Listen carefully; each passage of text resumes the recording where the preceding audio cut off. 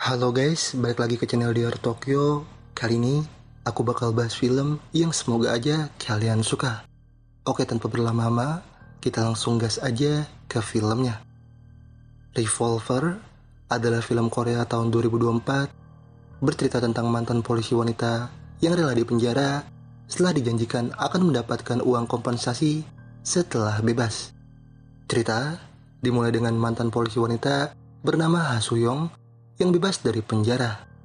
Soo-young tidak punya tujuan hingga kemudian seorang jaksa datang dan bilang bahwa tidak akan ada orang yang menjemput Soo-young.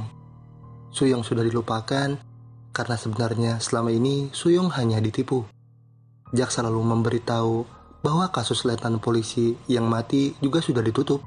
Jadi Soo-young tidak akan bisa melakukan apapun. Tak lama, seorang wanita bernama Yoon Sun datang dan jaksa langsung menebak alasan kedatangan Yoon Sun pasti karena uang. Jaksa menegaskan bahwa Soo-young sudah bangkrut dan tidak punya apa-apa. Namun Yoon Sun mengaku datang karena untuk menjemput Soo-young. Tapi Soo-young rupanya tidak mengenal Yoon Sun, hingga Yoon Sun langsung memperkenalkan diri bahwa ia bekerja di bawah Tuan Jo dengan mengurus para gadis di sebuah bar. Soo-young ingin tahu siapa yang mengirim Yoon Sun, namun Yoon Sun mengaku datang secara sukarela. Soo-young tahu Yoon Sun datang karena punya tujuan tertentu, hingga Soo-young jadi minta diturunkan.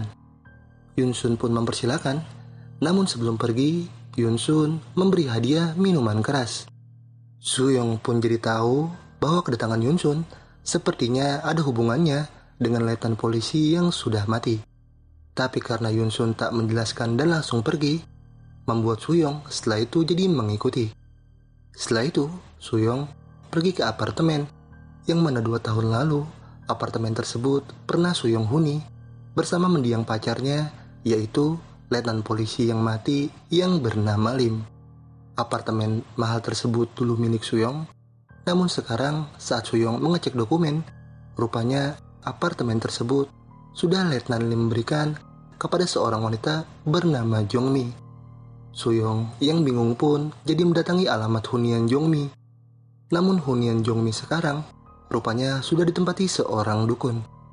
Soo-young kemudian jadi minum untuk menenangkan pikiran, hingga Soo-young mengingat 2 tahun lalu Soo-young pernah ingin memposting apartemen itu. Soo-young senang memiliki apartemen dan ingin pamer, namun Letnan Lim melarang karena takut Departemen Keuangan menyelidiki sumber uang mereka. Soo-young pun jadi tidak memposting, hingga tak lama Letnan Lim mendapat panggilan dari rekannya. Letnan Lim diberitahu jika saat ini jaksa sedang menyelidiki klub karena jaksa sudah mendengar semua rekaman panggilan yang ada di ponsel pemilik klub yang dipanggil Tuan Jo. Nah, salah satu rekaman panggilan tersebut rupanya bersih rekaman Tuan Jo yang menyuap Soo-young beberapa kali. Nama Letnan Lim tidak disebut, jadi si rekan minta Soo-young siap-siap karena tampaknya hanya Soo-young yang akan diselidiki. Soo-young yang bingung namanya dibawa-bawa jelas bertanya, hingga Letnan Lim menjelaskan bahwa sebelumnya orang-orang di klub telah ditangkap saat sedang pesta obat terlarang. Salah satu yang tertangkap adalah anak orang penting, dan sekarang Letnan Lim sangat gelisah karena masalahnya pasti akan membesar. Soo-young pun jadi kesal Letnan Lim tidak memberitahunya. Namun, Letnan Lim beralasan tidak ingin merusak suasana hatinya Soo-young yang sedang bahagia memiliki apartemen. Letnan Lim tidak menyangka nama Soo-young dibawa-bawa. Begitu juga dengan Soo-young sendiri yang jelas tidak terima. Soo-young takut masalah buruk akan menimpanya. Tapi kemudian Letnan Lim yang dihubungi seseorang langsung membuat kesepakatan. Hingga di hari berikutnya, Letnan Lim langsung mempertemukan Soo-young dengan pengacara dari pihak yang terlibat kasus penyuapan. Pengacara itu minta Soo-young keluar dari kepolisian, dan si pengacara minta Soo-young mengakui telah menerima suap karena ia memastikan Soo-young hanya akan menerima masa percobaan. Soo-young jelas langsung menolak, namun si pengacara menjelaskan jika Soo-young menolak, mereka semua yang terlibat akan ditangkap dan Soo-young akan dipenjara dalam waktu yang lama. Ada juga pihak yang akan mengalami kerugian, dan Letnan Lim takut mereka akan balas dendam kepada Soo-young. Si pengacara pun minta Suyong menanggung semuanya dan tutup mulut, karena jika kasus tersebut hanya berakhir dengan skandal penyuapan Suyong, si pengacara menjanjikan akan menjadikan Suyong direktur keamanan di perusahaan bernama Eastern Promise. Suyong juga akan mendapat kompensasi 700 juta setelah bebas, hingga Suyong langsung merekam apa yang dijanjikan si pengacara sebagai jaminan. Suyong juga mempertanyakan orang yang bisa memastikan janji tersebut, hingga seorang pria bernama Andy langsung bersuara. Suyong bertanya siapa Andy, dan Andy langsung menjelaskan jika ia adalah orang yang akan memastikan Suyong mendapatkan kompensasi secara penuh. Andy akan sangat menghargai dan tidak akan melupakan Suyong apabila Suyong menanggung semuanya. Namun Suyong ragu karena jaksa tidak mungkin percaya jika Suyong hanya terlibat seorang diri. Andy pun memastikan akan mengurus soal itu, hingga Suyong pun langsung menerima kesepakatan itu dengan syarat setelah bebas, Suyong ingin tinggal di apartemen barunya. Andy pun akan mengabulkan permintaan Suyong, membuat Letnan Lim jadi minta Suyong memikirkan keputusannya lagi. Masih ada waktu sampai besok pagi, tapi Suyong yang sudah kesal dengan Letnan Lim tetap pada keputusannya. Sampai di hari berikutnya, Suyong langsung diinterogasi jaksa. Jaksa menjelaskan kasusnya Suyong bahwa selain menerima suap dari Tuan Jo, Suyong juga menutupi segala kasus yang terjadi di klub. Tapi karena Suyong tetap tutup mulut dan mengaku terlibat seorang diri, membuat jaksa jadi memberitahu bahwa semua uang yang Suyong terima itu berasal dari perusahaan Eastern Promise. Klubnya Tuan Jo hanya digunakan sebagai tempat pencucian aliran uang ilegal yang berasal dari Eastern Promise, tapi Suyong mengaku tidak tahu dan tetap tidak peduli. Jaksa pun jadi membahas pengakuan Tuan Jo saat diinterogasi, bahwa selain memberi uang, Tuan Jo mengaku jika Suyong juga menerima obat terlarang sebanyak 3 kali. Suyong pun tak bisa menjelaskan hal itu, sampai singkatnya setelah dipenjara, Suyong menemui si pengacara dengan keadaan wajah yang babak belur. Si pengacara menduga Suyong ditindas karena mantan polisi, hingga Suyong langsung bertanya bagaimana cara ia bisa bertahan di penjara selama 2 tahun. Seiring waktu berlalu, Letnan Lim juga menjenguk Suyong. Letnan Lim lega Suyong baik-baik saja, dan Suyong langsung mempertanyakan soal si pengacara yang hampir tidak pernah menjenguknya. Letnan Lim pun memberitahu ada sesuatu mendesak yang sedang terjadi, dan Letnan Lim berjanji akan sering mengirim uang untuk Suyong. Suyong lalu mempertanyakan dunia luar, dan ia sudah memikirkan untuk melakukan banyak hal setelah bebas dari penjara. Letnan Lim pun jadinya akan menghadiahkan Suyong minuman keras, namun Suyong merasa tidak perlu karena setelah bebas, Suyong tidak akan pernah memaafkan Letnan Lim. Suyong memastikan suatu saat perasaannya terhadap Letnan Lim akan hilang, namun Letnan Lim tidak menanggapi dan justru minta Suyong bertahan karena waktu Suyong bebas tinggal 2 bulan lagi. Tapi setelah waktu berganti, berita menyiarkan tentang penemuan jasad Letnan Lim yang tewas dengan luka tembakan di kepala dan dalam keadaan memegang senjata. Letnan Lim tewas bersamaan dengan terbongkarnya skandal korupsi 2 tahun yang lalu, membuat Suyong yang mendengar berita itu jelas tidak menyangka. Hingga ke masa sekarang, Suyong kembali ke apartemen yang dulu pernah menjadi miliknya. Suyong melihat-lihat sekitar, dan Suyong kemudian melihat foto kuil pegunungan dengan stempel Jongmi. Setelah itu, Suyong mengambil ponsel yang dulu ia gunakan untuk merekam perjanjian dengan Andy. Suyong membawa ponsel itu ke tempat servis untuk memulihkan rekaman, namun karena ada bagian yang tidak bisa diservis, Suyong jadi membuang ponsel itu. Tak lama, Suyong mendapat pesan dari mantan seniornya di kepolisian. Hingga setelah itu, Suyong langsung menemuinya. Kondisi si senior rupanya sedang sakit, dan Suyong langsung mempertanyakan alasan si senior ingin menemuinya. Suyong tahu si senior membencinya, tapi si senior langsung menanyakan imbalan yang Suyong dapat dari hasil tutup mulutnya. Si senior tahu Suyong selama ini telah ditipu, namun Suyong memastikan akan mendapatkan apartemennya kembali beserta uang yang sudah dijanjikan. Si senior bertanya bagaimana caranya, tapi Suyong terdiam, membuat si senior sadar dengan kebodohan Letnan Lim yang dulu rela mengkhianati kepercayaannya demi menjalin hubungan dengan Suyong. Suyong pun akan berusaha mencari orang yang dulu menjanjikan semuanya, hingga si senior yang berniat membantu pun langsung memberikan Suyong pistol. Dulu Suyong sudah membuat Letnan Lim jauh dari si senior, jadi sekarang si senior ingin Suyong melakukan balas dendam atas kematian Letnan Lim. Nah, karena setiap rencana membutuhkan dana operasional, si senior jadi langsung menyuruh Suyong menemui mantan kepala polisi untuk meminjam uang. Suyong berjanji tidak akan melibatkan nama mantan kepala polisi lagi jika diberi pinjaman, hingga kepala polisi yang merasa diancam langsung memberi Suyong uang. Setelah itu, Suyong menemui Tuan Jo yang kini membuka tempat screen golf. Suyong bertanya bagaimana Tuan Jo yang baru bisa bebas bisa membuka tempat itu.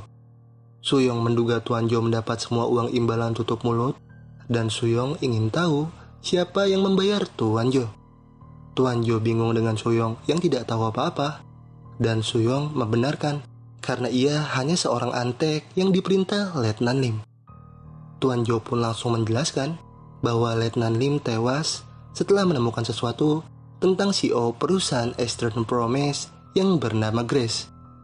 Tuan Jo menyarankan Suyong untuk tidak aneh-aneh karena orang-orang di Eastern Promise tidak akan bisa mereka lawan. Setelah itu, Suyong kembali menemui si senior dan bertanya tentang Grace. Si senior pun langsung menjelaskan bahwa Grace yang sekarang menjadi CEO di Eastern Promise adalah anak angkat dari mantan CEO sebelumnya yang sudah meninggal. Mantan CEO sebelumnya adalah seorang dukun, dan Grace yang dijadikan anak angkat langsung naik menjadi pendamping kelas atas dan mendapatkan sugar daddy. Tapi sebenarnya Grace bukanlah anak angkat satu-satunya, karena ada anak angkat lain yang bernama Jongmi. Jongmi adalah seorang dukun pemula yang sangat disayangi oleh mantan CEO, tapi saat mantan CEO melakukan ritual dan ingin menyerahkan Eastern Promise untuk Jongmi, Jongmi tiba-tiba menghilang. Suyong jelas tidak menyangka mendengar itu, karena Jongmi yang si senior ceritakan juga diberikan apartemen oleh Letnan Lim. Suyong semakin penasaran, hingga setelah itu Suyong jadi langsung menemui detektif juniornya Letnan Lim untuk mencari tahu apa yang Letnan Lim selidiki sebelum meninggal. Tapi detektif junior mengaku tidak tahu, karena meskipun tahu, detektif junior tidak akan menceritakannya ke warga sipil. Detektif junior tampak tidak suka dengan Suyong, hingga ia jadi minta Suyong tidak menemuinya lagi. Tapi Suyong tetap mengikuti detektif junior dan ingin tahu tentang Jongmi, karena bisa jadi sebelum meninggal, Letnan Lim tahu sesuatu tentang Jongmi. Tapi detektif junior memberitahu bahwa Jongmi kabur ke luar negeri setelah melakukan penipuan investasi. Suyong lalu menanyakan hubungan Yunsun dengan Letnan Lim, dan detektif junior langsung memberitahu bahwa pada saat Suyong di penjara, Letnan Lim dan Yunsun tinggal bersama. Detektif junior menyuruh Suyong pergi, hingga malamnya detektif junior langsung menemui Yunsun, karena detektif junior lah yang sebelumnya menyuruh Yunsun menemui Suyong. Yunsun merasa kasihan dengan penderitaan Suyong, namun detektif junior minta Yunsun memikirkan diri sendiri, karena selain hidup dipenuhi hutang, Yunsun juga memiliki mantan suami yang sering buat masalah. Detektif junior minta Yunsun terus melapor jika ditemui Suyong, membuat Yunsun bertanya mengapa detektif junior sangat ingin mempersulit hidupnya Suyong. Apa karena detektif junior pernah ditolak? Tapi detektif junior minta Yunsun diam dan terus mengawasi Suyong, karena sebagai gantinya, detektif junior akan terus melindungi Yunsun dari mantan suaminya yang selalu membuat masalah. Intinya detektif junior minta Yunsun untuk terus jujur di hadapan Suyong, sampai ketika Suyong mulai percaya, Yunsun baru bisa menghancurkannya dengan menusuknya dari belakang. Yunsun pun langsung tertawa, karena rencana detektif junior itu sama seperti cara Letnan Lim menyakiti Suyong. Hari berikutnya, Suyong menemui mantan suaminya Yunsun dan langsung bertanya apa yang Yunsun dan si mantan suami rencanakan. Suyong merasa mereka berniat mengambil uangnya, membuat si mantan suami kesal dituduh macam-macam. Suyong pun mengeluarkan tongkat dan minta nomor Yunsun, Hingga setelah dikasih, Suyong langsung menemui Yunsun. Yunsun langsung mempertanyakan kedatangan Suyong, dan Suyong mengaku butuh bantuan Yunsun untuk mencari seseorang. Suyong akan memberi bayaran, dan ia ingin Yunsun memberitahunya tentang orang-orang dari Eastern Promise yang berhubungan dengan Letnan Lim. Yunsun pun mengingat nama Andy dan menyebutkan ciri fisiknya, hingga setelah diberitahu Andy memakai kacamata, Suyong jadi bertanya di mana Andy berada. Andy adalah orang yang dulu berjanji membayarnya, dan Yunsun langsung memberitahu bahwa Andy adalah adiknya Grace. Yunsun merasa Andy tidak membayar Suyong karena ada kaitannya dengan Letnan Lim, hingga Yunsun jadi bertanya seberapa jauh Suyong akan melangkah. Suyong tidak akan mudah mendapatkan uang dari Andy, bahkan buruknya Suyong bisa bernasib sama seperti Letnan Lim. Suyong jadi bertanya-tanya apa yang sebenarnya dilakukan Letnan Lim sampai berakhir seperti itu. Tapi Suyong tetap tidak peduli karena ia hanya ingin mendapatkan sesuatu yang memang menjadi haknya. Suyong pun langsung menanyakan alasan Yunsun menjemputnya saat di penjara, dan Suyong minta Yunsun jujur karena sekarang mereka ada di pihak yang sama. Yunsun mengaku disuruh detektif junior, dan untuk alasannya Yunsun tidak tahu karena ia hanya sekedar menurut sebab ia berutang pada detektif junior. Hingga malamnya, Yunsun yang mengantar Suyong ke bar menemui Andy berpesan agar Suyong secepatnya keluar jika ada masalah. Yunsun pernah diberitahu Letnan Lim bahwa Andy adalah orang gila, tapi Suyong menghiraukannya. Yunsun lalu melaporkan semuanya ke detektif junior, membuat detektif junior kesal karena Yunsun memberitahu tentang Andy. Suyong juga kini menemui Andy, namun Andy yang mabuk tidak mengenal Suyong.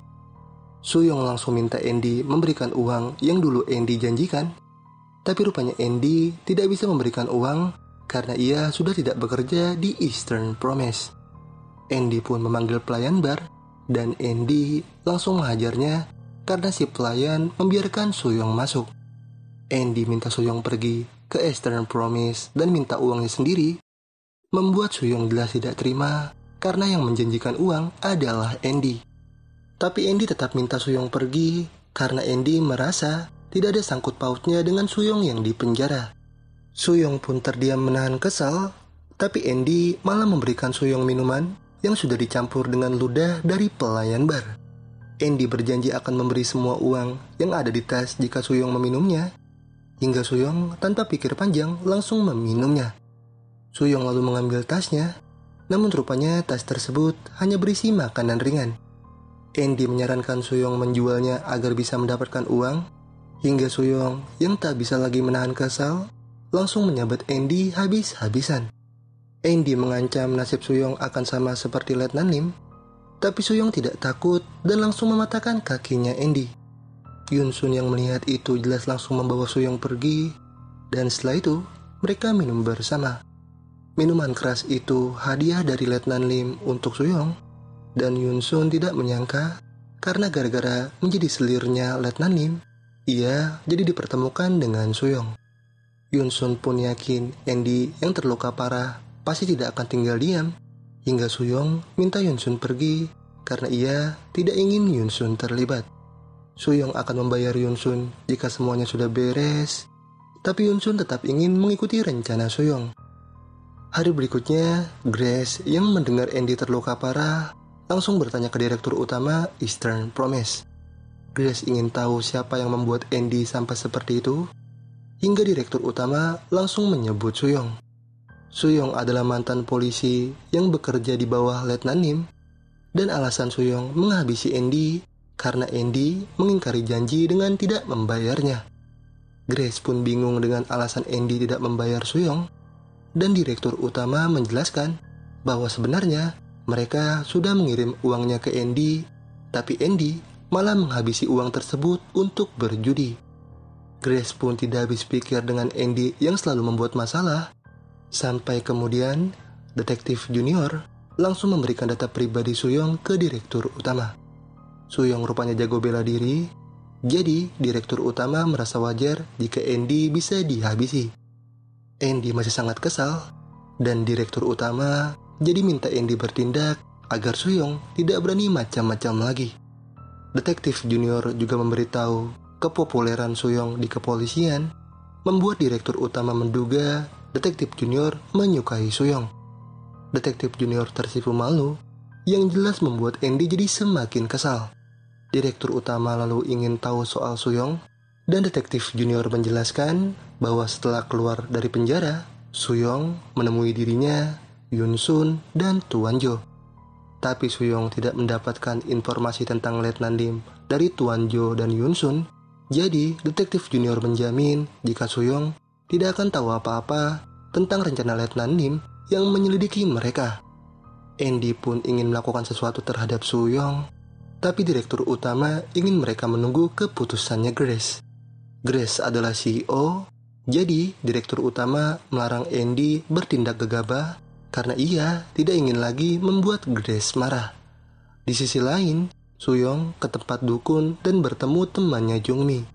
Suyong ingin tahu tentang Jongmi, dan si teman langsung memberitahu bahwa Jongmi sudah lama meninggal akibat uang kotor. Jongmi telah dimanfaatkan, dan sekarang si teman bertanya apakah Suyong yang baru menyelidiki juga ingin memanfaatkan kematian Jongmi. Tapi Suyong tidak peduli bagaimana Jongmi mati, karena tujuannya melakukan semua ini hanya untuk mendapatkan uang dan apartemennya kembali. Si teman pun langsung memberi lokasi kuil pegunungan tempat Jongmi terakhir kali, membuat Suyong ingat lokasi kuil itu sepertinya ada di foto yang sebelumnya ada stempelnya Jongmi. Setelah itu, Suyong menemui direktur utama dan langsung minta apa yang menjadi haknya. Direktur utama pun menjelaskan sulitnya berurusan dengan Grace, membuat Suyong jadi langsung membahas Jongmi. Jongmi sudah mati dikubur di suatu tempat, dan Suyong yakin direktur utama pasti tahu bahwa yang paling diuntungkan dari kematian Jongmi adalah Grace.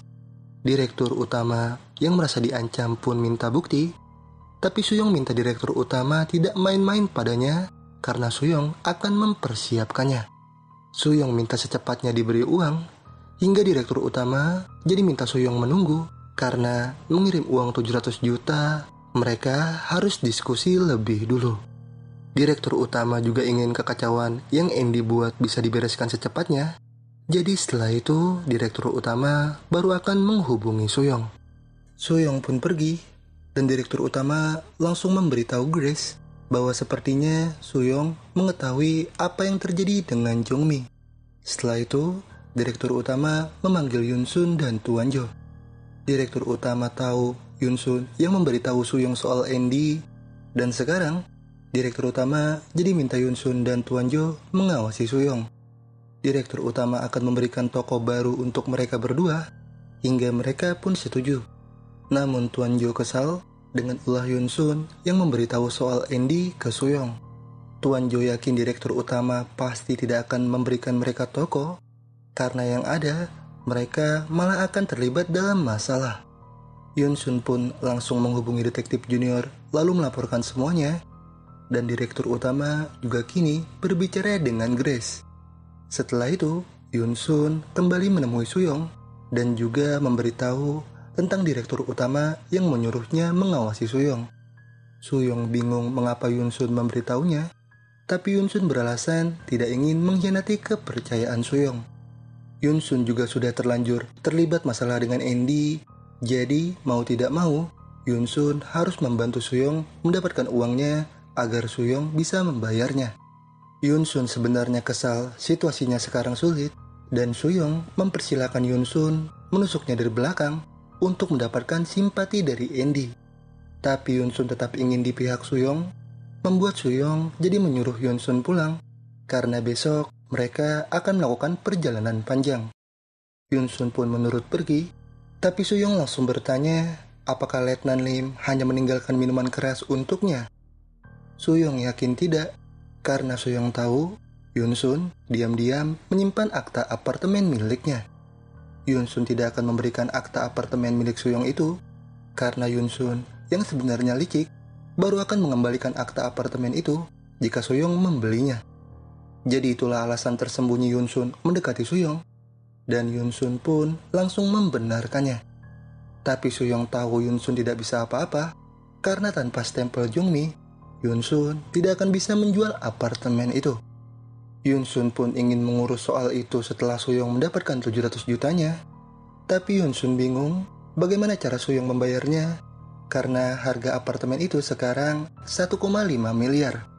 Suyong sudah pasti mengalami hal sulit, dan sepertinya sebentar lagi, pihak Andy juga akan menyingkirkan Suyong. Yunsun memberitahu itu ke Suyong sebagai bentuk dukungan kecil.